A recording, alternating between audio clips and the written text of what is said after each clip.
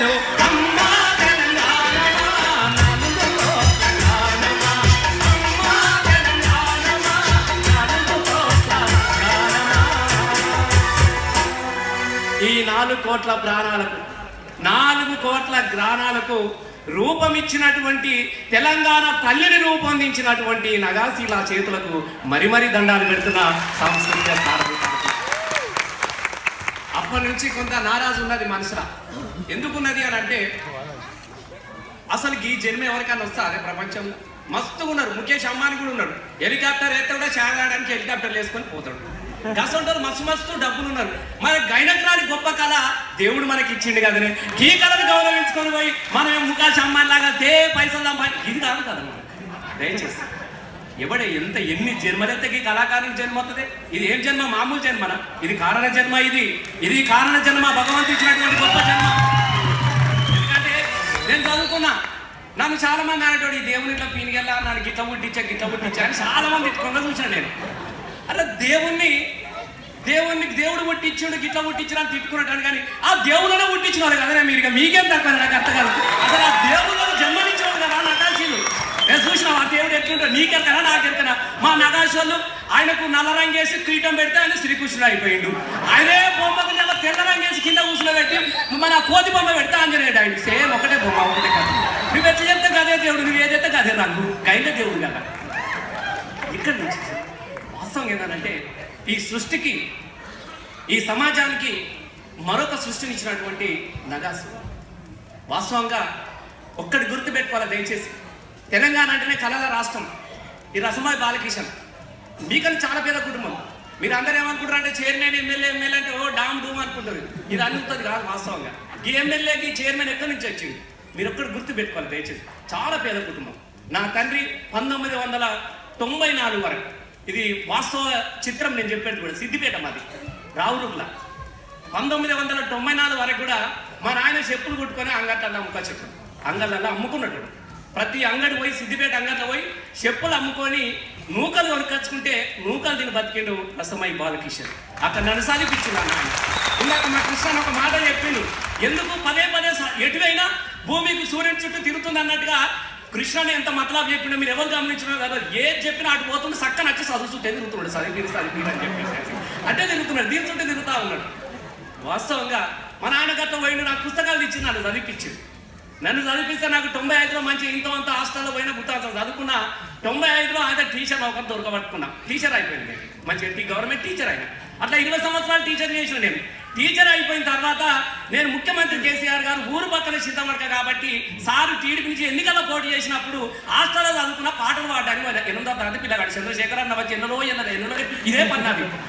అట్లా 8వ తరగతిలో నా పాటను చూసినటువంటి కేసీఆర్ గారు వారి రాజకీయ ప్రస్థానంలో నా పాట కూడా భాగం చేసుకున్నటువంటి సందర్భంలో నేను డిగ్రీ చదువుకొని టీచర్ చేసుకున్నా, నేను ఎంఏ చదివినా, ఎంఫిల్ చేసిన, ఎమ్మెల్యే అయిపోయిన తర్వాత కూడా ఇంకా పిహెచ్డీ చేస్తా ఉన్నా. మొన్న కానీ నన్ను అడిగాడు ఎమ్మెల్యే అయిపోయినాక ఇంకా చదివిందా అన్నాడు. బాబాసాహెబ్ అంబేద్కర్ డాక్టర్ అంబేద్కర్ అయినట్టుగానే రసమై బాలకిషన్ కూడా డాక్టర్ రసమై బాలకిషన్ కావాలని కలవన్నాను. అయితే ఇక్కడ దాకా మరి నన్ను ఎంత దూరం ఎవరు నడిపించుకోవచ్చు.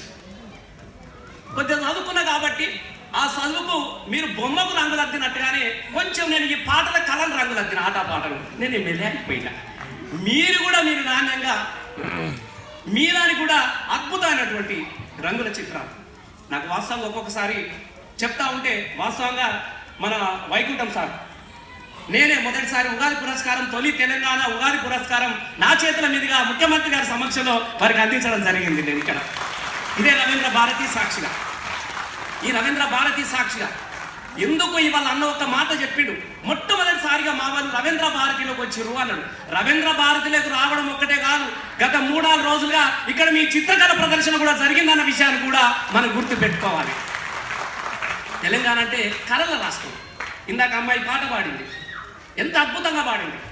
మీరు చెప్పండి, మీరు ఊహించరు, ఎవరు కూడా ఊహించినటువంటి ఒక అద్భుతం ఇలా ఈ వేదిక మీద ఆవిష్కరించబడింది. ఇందాక ఆ నల్లని ఆకాశంలో కానరాని భాస్కరులు ఎందరో అంటూ గలమెత్తినటువంటి ఒక సోదరిమణి పందులు కాసుకునే ఒక ఎరుకల కుటుంబంలో పుట్టినటువంటి ఒక అమ్మాయి చేత సుస్వరాలను పలికించినటువంటి గొప్ప చరిత్ర మన ముఖ్యమంత్రి కేసీఆర్ గారిది. వీళ్ళంతా మా సారథి కళాకారులు. అనుకున్నామా? ఊరికి ఆమడ దూరాన్ని నెట్టివేయబడ్డటువంటి జాతి కదా నాది కానీ మా చెల్లెది కానీ.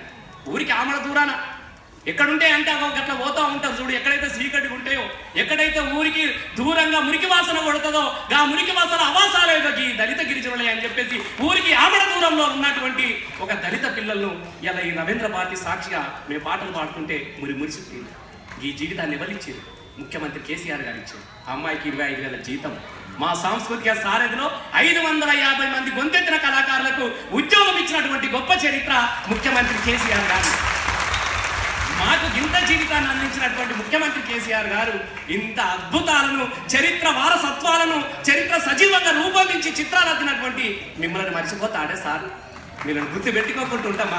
మీరు మర్చిపోవద్దనే కదా, మీరు మరుపు రావద్దనే కదా ఇలా మా సీనాలను కూర్చుని పెట్టిన మీద ఒక మనిషినే పెట్టిన మీద కాపల. ఒక మనిషి మీ చుట్టే తిరుగుతూ ఉంటాడు. ఇందాక తిరగలేదా? హృదయం ఎక్కడున్నది నీ చుట్టే తిరుగుతుందని సినిమా ఉంది కదా. మా అన్నకి వీళ్ళ చుట్టే తిరుగుతూ ఉంటాడు. ఎక్కడ నాకాచీలు, ఎక్కడ వీళ్ళు, ఇక్కడికి దగ్గర తిరుగుతుంటాడు. వేరే డ్యూటే లేదా అన్నకు? ఇదే పని మా మీ బాగు చేసుకోవడానికి, మీరు బాగుండాలని చెప్పే దానికోసం. దయచేసి ఎవరో వస్తారు, అది ఒక్క పార్ట్ మాత్రమే. దయచేసి మీకు సహాయ సహకారాలు అనేది ఒకవైపు చిన్న మీరు చేస్తున్నటువంటి దానికి ఒక చిన్న అది కొలమానం మాత్రమే. దయచేసి ఎందుకనంటే విత్తనం వేస్తాం మనం. చాలామంది ఇప్పుడు వ్యవసాయం రాగానే విత్తనాలు వేస్తూ ఉంటారు. విత్తనాలు వేసి భూమిలో విత్తనం పడ్డ తర్వాత దాన్ని ఊరికే వదిలేయరు, మట్టి గుడుపుతారు. మట్టి ఇంకొక నాగలు వచ్చి మట్టి గుడుపుతుంది.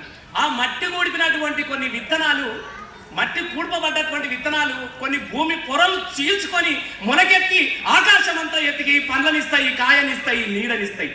కొన్ని విత్తనాలు భూమిలోనే ఉండిపోతాయి. కానీ మీరందరూ మొలకెత్తుతున్నటువంటి విత్తనాలు లాంటి వాళ్ళు కాబట్టే ఇవాళ ప్రపంచానికి ఇంత అద్భుతమైనటువంటి చిత్రకళను అందించింది కదా. ఏది ఈ పూటకు మనం పేదవాళ్ళమే కావచ్చు, కానీ మన కళకు వెలకట్టగలుగుతారా మన చిత్రానికి? ఎందుకనంటే నేను ఒక ఆయన అడిగి ఎంత గొప్ప ఆత్మగౌరవం నగాశిల్లదంటే, నా మిత్రుడు ఒక ఆయన ఉండే. ఒకసారి నేను అడిగిన, బాగా గిట్టనే చాలా పేదరికం, బాగా పేదరికం అని బాధపడేటోడు. అన్న, ఈ పేదరికంతో మీరు జీవితాలు ఎట్లా నెట్టుకొస్తున్నారు అని చెప్పేసి నేను ఒక మిత్రుడిని అడిగిన. ఎంత గొప్ప సమాధానం చెప్పినట్టే ఒక నగాశి మిత్రుడు, ఒక కళాకారుడు. అన్న, నాకు ఎప్పుడైతే ఆకలి అవుతుందో, నేను ఆకలి కాగానే ఏం చేస్తా? హోటల్కి వెళ్తా, పైసలు ఉంటే పువ్వు తింటా, పొద్దుగా లేచి టిఫిన్ చేస్తా, లేకుంటే పండుగ పూట ఆయన తింటా, బెల్లం పువ్వు అనుకొని మంచిగా తింటా పండుగ అని చెప్పేసి. మరి బయటకు వెళ్ళి అన్నం తినడానికి కోసము ఇంట్లో మెతుకులు లేక, వడ్లు లేక, గింజలు లేక, నువ్వు బియ్యం లేక అన్నం తినలేని సందర్భంలో కన్నీళ్లను కార్చుకుంటా నేను ఉండలేను. కానీ నాకు ఎప్పుడు ఆకలైనా పర్వాలేదు, నేను చిత్రీకరించినటువంటి ఒక బొమ్మను చూసుకుంటే నా కడుపు నిండిపోతుందన్న, నా బొమ్మని నా కడుపు నిండుతుందని చెప్పినటువంటి ఒక గొప్ప కళాకారుని ఆత్మగౌరవానికి నేను సెల్యూట్ చేస్తా ఉన్నాను. ఎక్కడ ఆగం చేసి ఇంకొన్ని చేయాలనేసి ఇంకొన్ని గుంజుకొని తినాలన్న అనుకోలేదు. తన శ్రమ ద్వారా రూపొందించుకున్నటువంటి ఒక బతుకు చిత్రాన్ని చూసుకొని ఆయన తృప్తి పడ్డటువంటి సందర్భం నేను చాలాసార్లు నేను చూసిన. ఎందుకనంటే మిత్రులారా, భవిష్యత్ కాలంలో వాస్తవంగా సమైక్యాంధ్ర కాలంలో ఈ చిత్రాలకు చాలా అన్యాయం జరిగింది. ఎంత అన్యాయం జరిగిందంటే చెప్పలేనంత అన్యాయం. నేనే చాలాసార్లు కొట్లాడుతుంటే, ఎందుకంటే నేను ఈ రవీంద్ర పాటలు నన్ను కూడా ఒకటి పాటవాని తెలంగాణ రాకముందు నేను ఇక్కడికి అత్తనే లోపల తీసుకుపోతారు. నన్ను గుట్ట పాటలు పాడతారు, ఈ వేట పాటలు పాడతాడు అని. వాస్తవం ఇది కూడా నాకు రాలే. తెలంగాణ వచ్చినాక ఎగురుతున్నా పండి పోతున్నా దీని మీదనే. ఇక అది వేరు ముచ్చడానికి నేను చెప్తున్నా కదా. ఎందుకంటే మనకు వచ్చింది అన్నటువంటి సంతోషం ఉంటుంది. ఇప్పుడు కూడా అంత మనకు ఎందుకంటే ఒక్క విషయాన్ని పదే గుర్తొస్తూ ఉంటుంది. నేను రవీంద్ర భారతి చూసిన, తెలుగు యూనివర్సిటీ చూసిన, నవరసాల చిత్రపటాలు ఉన్నాయి, బాబు బొమ్మలు అన్నీ ఆయనే. ఒక ఇట్లా ఉన్నాడు, రుద్రం ఉంది, రౌద్రము అన్నీ అన్ననే కనబడుతున్నాయి, అవే కనబడుతున్నాయి. అరే నీ అమ్మ, ఒక్క ఆయన ఎటుపెట్టిన బాబు గారు కూడా చాలా గొప్ప కళాకారుడు, మేము కాదనలేము. నవరసాలు ఆయనే పెట్టినావు కదా, నువ్వు ఒక్క నవరసాలను మాత్రమే పలికించగలవు, కానీ 1000 రసాలను పలికించినటువంటి మా నగాసి చిత్రాలను కూడా అన్ని వేల దగ్గర పెట్టాలి కదా. ఈ గొడవ మా దగ్గర ఉండాలి కదా. రౌద్రం అంటే తెలియదా మాకు? సంతోషం అంటే ఎట్లో తెలియదమ్మా, భయాకరణ తెలియదా? ఎందుకనంటే ఇంత అద్భుతమైనటువంటి చిత్రాలకు ఎక్కడ కనబడకుండా మప్పరించినటువంటి సందర్భం మనం చాలాసార్లు మనం చూసినాం.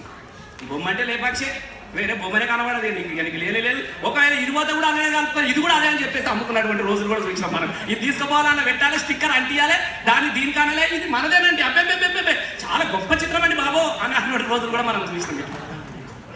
ఇవన్నింటి మధ్యన నలిగిపోయినటువంటి జీవితాల్లో ఒక కొత్త వెలుగునివ్వాలన్నటువంటి ఆలోచన ముఖ్యమంత్రి గారు చూసి ఎందుకనంటే మీరు కూడా దయచేసి ఎవరు కూడా ఆత్మస్థైర్యాన్ని కోల్పోవాల్సినటువంటి అవసరం లేదు. రేపు భవిష్యత్తు చిత్రకళా రంగం అంతా కూడా అది నకాసి చిత్రకళా రంగానికి వర్ధిల్లుతుంది అన్నటువంటి ఒక గొప్ప నమ్మకం కూడా మనకున్నది. ఆ నమ్మకాన్ని నిలబెట్టుకుంటాం. దయచేసి ఆ నమ్మకాన్ని నిలబెట్టుకోవాలన్నటువంటి ఆలోచన కూడా ముఖ్యమంత్రి చేస్తూ ఉన్నాడు. ఎందుకనంటే మీరు ప్రపంచంలో ఎప్పుడన్నా చూడండి, తల్లి గర్భంలో శిశువు 3 నెలల గర్భవతికి ఉన్నటువంటి తల్లికి